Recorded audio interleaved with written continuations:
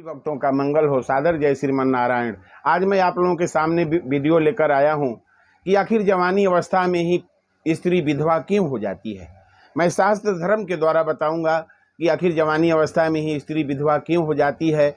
ऐसे गरुड़ पुराण में तो अनेकों प्रकार बताया गया है कि क्यों विधवा हो जाती है। मैं गरुड़ पुराण से नहीं बल्कि रामचरितमानस में बाबा गोस्वामी तुलसीदास जी के द्वारा लिखा हुआ जो माता अनसुईया माता सीता को पतिव्रत धर्म के विषय में बताई हैं, उसके विषय में मैं बताना चाहता हूं आप लोगों से, माताओं बहनों से, कि अपने पति का सेवा करना ही सबसे बड़ा धर्म है। उससे अब बड़ा और कोई धर्म नहीं है। इसलिए मैं माता अनसुईया का जो माता सीता को अपना उपदेश दिए पतिव्रत धर्म के विषय में बताई हैं, उसके विषय में मैं आपको बताना चाहता हूं। और सभी माताओं बहनों से मैं आग्रह करके कहना चाहता हूं कि अब माता बहनें आप अपने पति को कभी न छोड़ें। आप ही बताइए कि पाकिस्तान से आने वाली सीमा हैदर इस तरह की हमारे देश में नहीं, पाकिस्तान से सीमा हैदर अपने पति को छोड़ करके 4 बच्चों की माँ अपने मासूका के साथ जिंदगी बिताने के लिए भारत चली आई। ऐसे ऐसे नारी इस दुनिया में हैं। आप ही बताएं कि ऐसी स्त्रियां तो अवश्य ही जवानी अवस्था में विधवा हो जाती हैं। वो जाएं जिस जन्म में जाएं, जिस रूप में जाएं, जिस जोनी में जाएं, वो अवश्य जवानी अवस्था में ही विधवा हो जाती हैं। मैं नहीं कह रहा हूँ, ये आपका धर्म शास्त्र बता रहा है। तो माता अनसुईया ने सीता मैया को यह उपदेश दिया कि उत्तम नारी कौन है, मध्यम नारी कौन है, नीच और लघु कौन है। इसके विषय में बाबा गोस्वामी तुलसीदास जी सबसे पहले एक सुंदर चौपाई के द्वारा मैं शुरू कर रहा हूं, और इसको ध्यान से सुनिएगा, वीडियो को लास्ट तक देखिएगा। और मैं आप लोगों से आग्रह करके कह रहा हूं कि संसार के मैं सबसे छोटा साधु हूं, मुझे कोई नहीं जानता, लेकिन मैं भी सोचता हूं कि हमको भी लोग जाने। और आप मेरे वीडियो को लाइक कर दीजिएगा, क्योंकि आप लोगों से मैं धन मांगता हूं, न दौलत मांगता हूं, न संपत्ति मांगता हूं, केवल यही कि आप केवल अंगुली अपना उस लाइक वाला बटन पर, कमेंट वाला, सब्सक्राइब वाला बटन पर दबा देते हैं तो उसमें आपका क्या जाता है।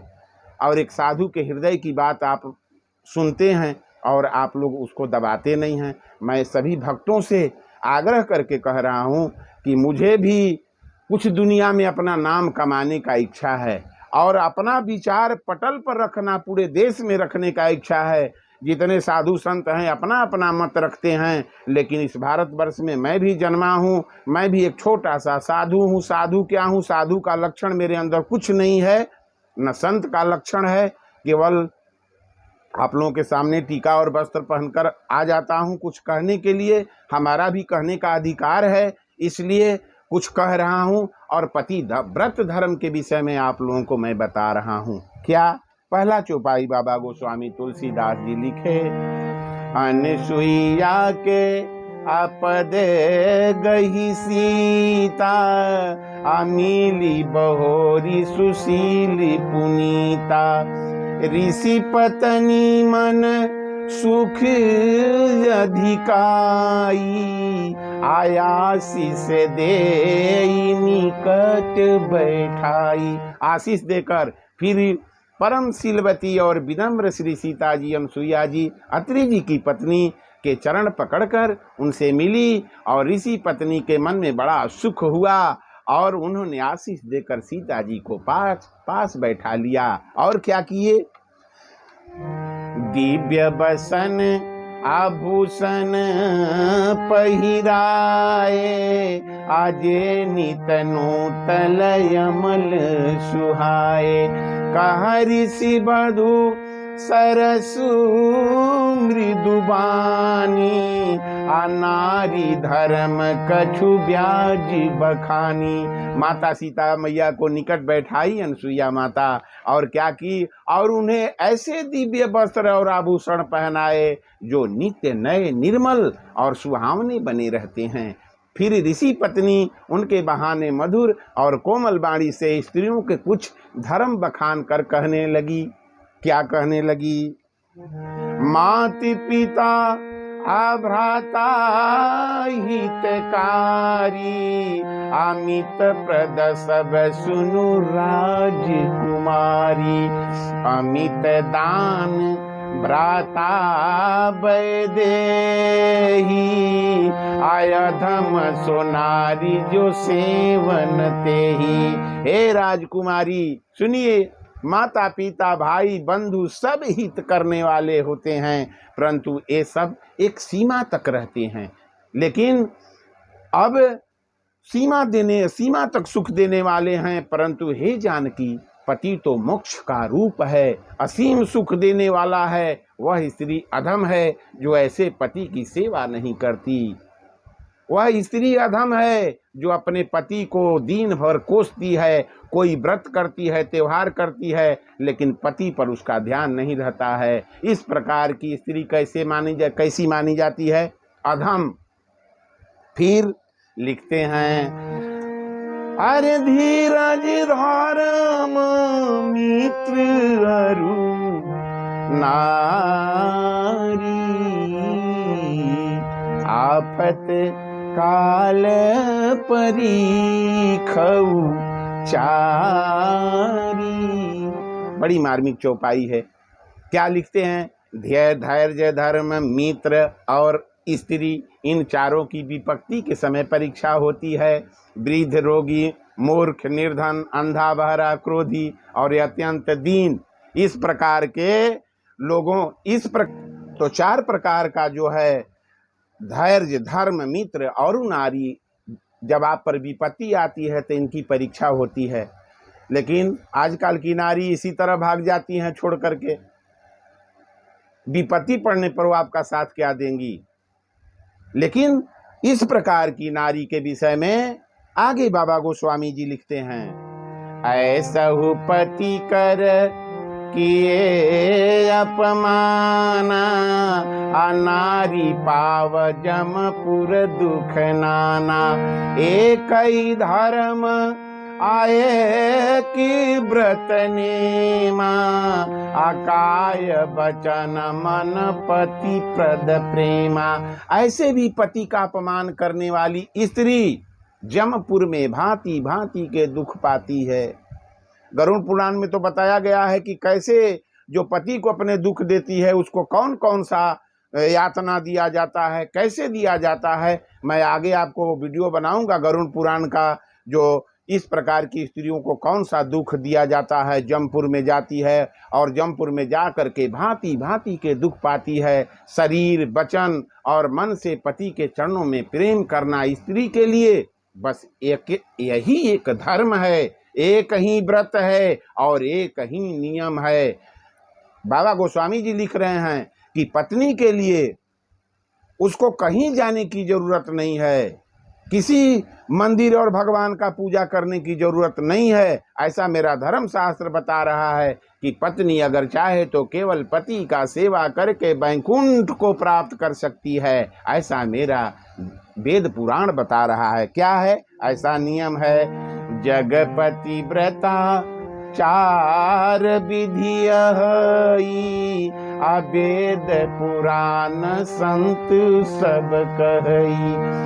उत्तम के यस बस मन माही, सपन हुआन पुरुष जग माही।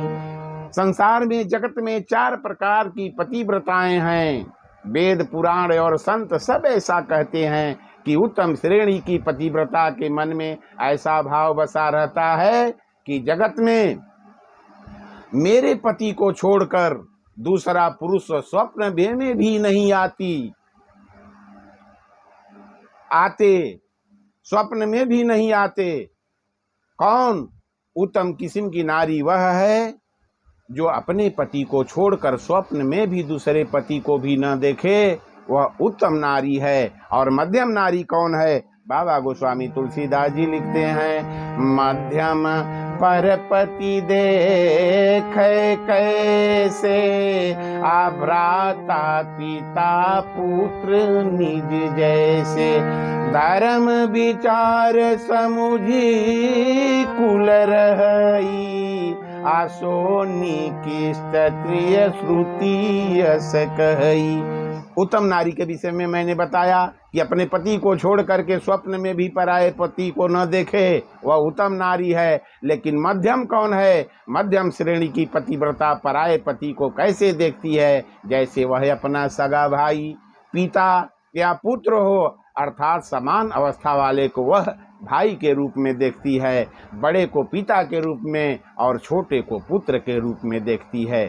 जो धर्म को विचार कर और अपने कुल की मर्यादा समझकर बची रहती है, वह निकृष्ट निम्न श्रेणी की स्त्री है, ऐसा वेद कहते हैं, ऐसा आपका वेद पुराण कहता है।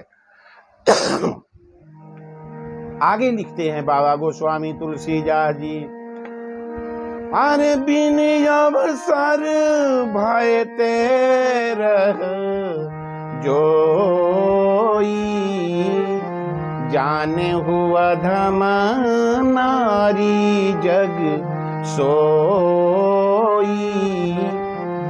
पति वंचक पर पति रति करई,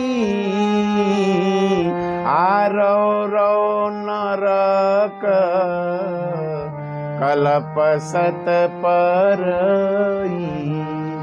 और जो स्त्री मौका न मिलने से अभाग्यवश पतिव्रता बनी रहती है, दिखाने के लिए, लोगों को दिखाने के लिए कि मैं पतिव्रता स्त्री हूँ, भाग्यवश पतिव्रता बनी रहती है, जगत में उसे अधम स्त्री जानना, पति को धोखा देने वाली। जो स्त्री पराये पति से रति करती है, संभोग करती है, वह तो 100 कल्प तक रौ रौ नरक में पड़ी रहती है।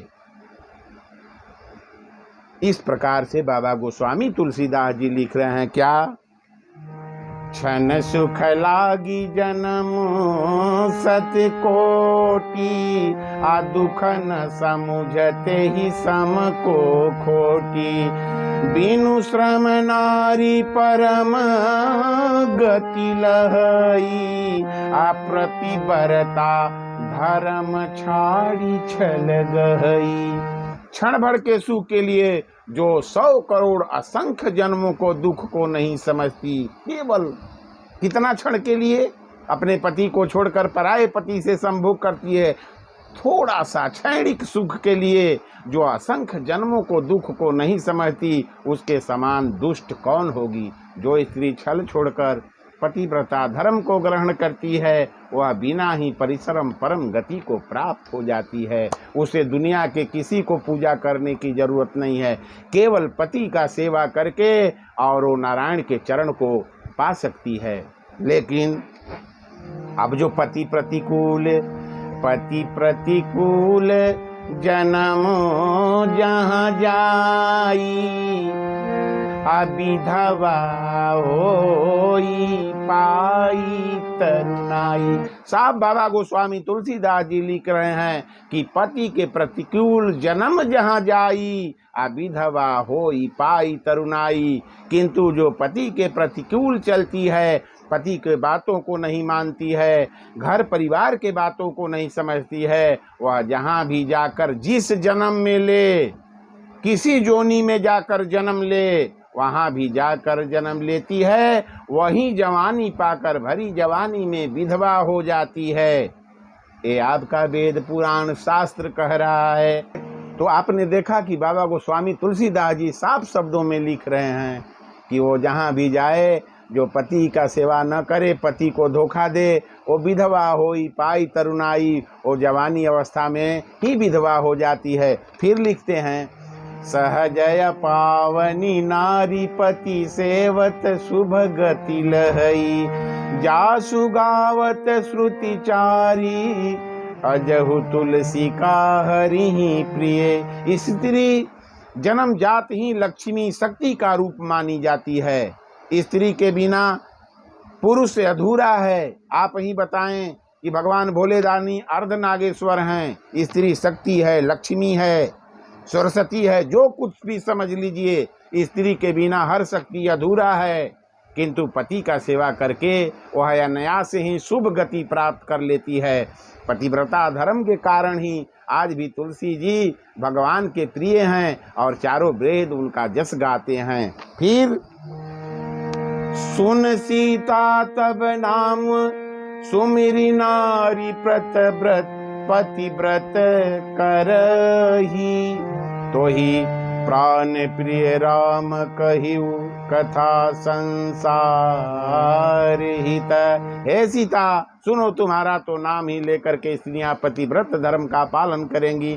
तुम्हें तो श्री राम जी प्राणों के समान प्रिय हैं। माता अनुसुईया कह रही हैं कि आपसे, हे सीता, आपसे बड़ा पतिव्रत धर्म को पालन करने वाली कौन है? तुम्हें तो श्री राम जी प्राणों के समान प्रिय हैं। यह पतिव्रत धर्म की कथा तो मैंने संसार के हित के लिए कही है। और सुनी जानकी परम सुख पावा, असादरता सुचरण सिर नावा। तब मुनि सन कह कृपा निधाना, आया सुहोई जाऊं बन आना। माता सीता पतिव्रत धर्म सुन करके परम सुख मानी और जानकी जी ने सुनकर परम सुख माना और आदर पूर्वक उनके चरणों में सिर नवाया। तब कृपा के खान श्री राम जी ने मुनि से कहा कि हे मुनि, आज्ञा हो तो मैं अब दूसरे वन को जाऊं। इसलिए मैं कहता हूं सभी माताओं से, बहनों से कि आप किसी का सेवा न करें, वो चल जाएगा। सेवा तो माता पिता और पूरे परिवार का करना चाहिए। अपने पतिव्रत धर्म का पालन करना चाहिए। आपके पास किसी प्रकार का दुख नहीं आ सकता जब आप अपने पति का सेवा करना चालू करेंगी। पति से बड़ा इस संसार में कोई नहीं है, इस दुनिया में कोई नहीं है। वह स्त्री अपने पति का सेवा करके भगवान के शरण में जा सकती है। इसलिए माताओं बहनों से मेरा आग्रह है कि केवल पति का सेवा करके आप वैकुंठ को पा सकती हैं। सभी भक्तों का मंगल हो। सादर जय श्रीमन नारायण। मेरा ये वीडियो अच्छा लगे तो आप लाइक, सब्सक्राइब, शेयर जरूर कर दीजिएगा, इसलिए कि मैं आप लोगों के लिए मेहनत क्या करता हूँ। मेरे पास वीडियो बनाने का कोई साधन नहीं है। आप लोगों को वीडियो सुंदर लगे तो लाइक, सब्सक्राइब, शेयर, कमेंट अवश्य कर दीजिएगा। इससे मेरे हृदय को प्रसन्नता होती है, खुश मैं होता हूँ। तो सभी भक्तों का मंगल हो। हर हर महादेव। सादर जय श्रीमन नारायण।